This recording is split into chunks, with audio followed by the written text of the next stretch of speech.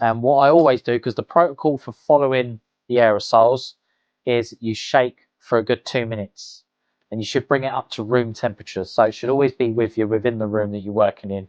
Room temperature, by the time you use it, it'll be efficient enough.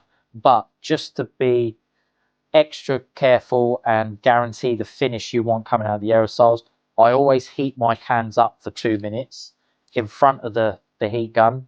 Although it's not advised to do it because it's not safe, it is safe if you're competent and you know what you're doing.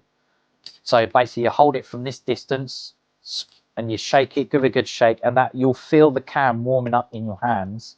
Once you've done 2 minutes, the can's ready to go. You'll get a nice even finish every time. I've come across technicians in the past, they won't even give it 2 minutes shake, they won't use the heat gun, they'll literally just go like that, and then they'll spray it, and then they'll wonder why there's it looks like silly string coming out of the aerosol, you get a crap finish. It just doesn't work because they're rushing, or they haven't been taught the way to do it properly, or they just don't care. So, shaking it up, 2 minutes. And you'll feel the can warming up in your hand. Obviously, try not to burn your hand in the process. Keep it moving.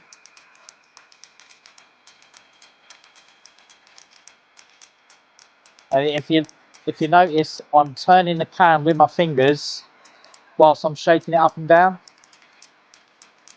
So you're not just heating up one side of the aerosol. Now, what can happen, when I first started out 15 years ago, I was shown by a certain technician, not naming any names, they most probably know who they are, but I was working with a different aerosol, and it had a much flatter bottom than this can here. So they taught me, because I was new to the industry, they taught me to literally stick the can straight on the heater and go like that constantly. So I did that one day, and then I heard a popping, like popcorn sound.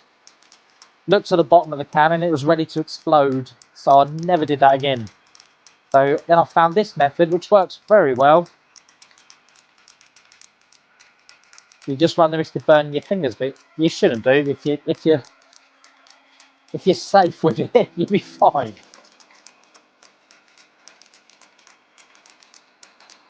But like I said, give it a full 2 minutes. To be fair, this can's pretty cold. So even though we've got a nice temperature in the room we're working in today, it's still quite cold.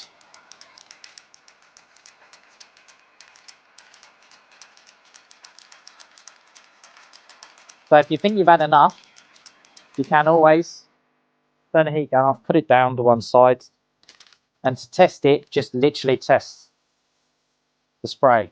If it's coming out nice and even, which it is, and I'll show you the difference. I don't think it will work. I'll have to heat that up to show you the difference, but I can show you the difference in another video.